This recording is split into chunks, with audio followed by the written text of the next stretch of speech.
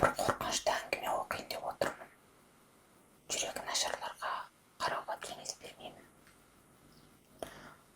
Оқуымды аяқтап үлкен қала Алматыға жұмысқа келдім. Жұмысқа тұру оңай болмады. Таныс бар, жаныс жоқ. Бәрі құжат сұрайды. Менде оқу демалысы болған соң жұмысқа алды. Уақытша істеуге болады. Бірақ тұратын үй керек. Туыстарыма барайын десем, ортада жолақы бар дегендей, алатын жалақым сонымен кетеді.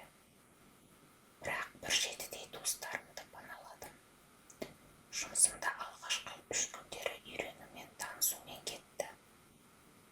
Бірақ жұмысқа бару үшін 2 автобуспен барамын.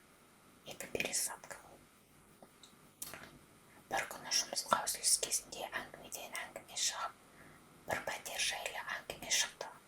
Ол пәтерге көшіп келгендер ұзақ тұрақтамайды екен.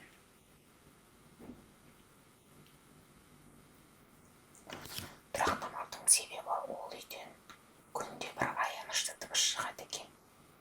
Ол пәтер менің жұмысыма жақын екен. Бірақ жаңағы дыбыстың шығуынан ешкім сұрап келмейді. Бүкіл қала демесем де біраз жұрт біледі екен.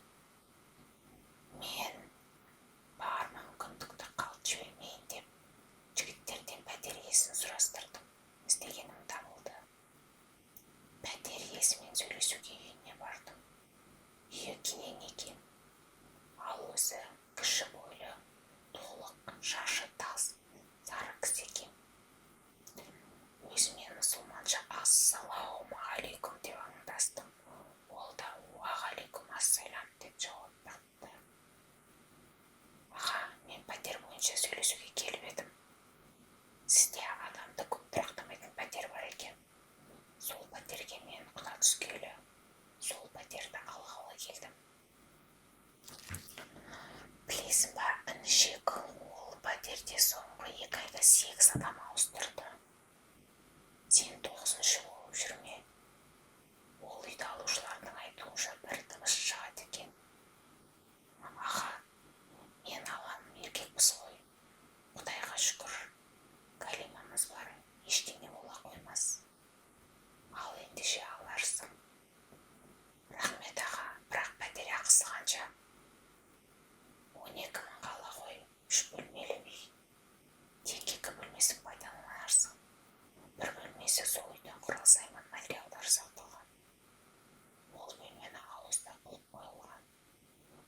Ала ғой ендеше ұнатсаң. Рахмет аға, Алладан нұр жаусын сізге.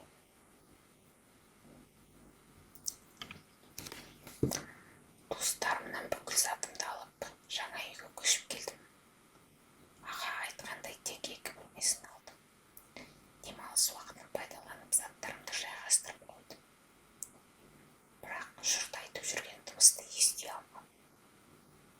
2 ортада жүргенім бар, үйді жайғастырғаным бар, тағы басқа қатты шаршап ұйықтап қалдым. Ұйықтап жатып бір дыбыс шықты.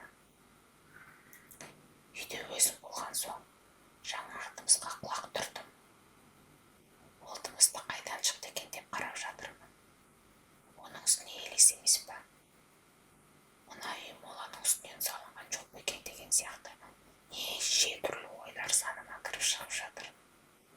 Сол дыбыста көмектесші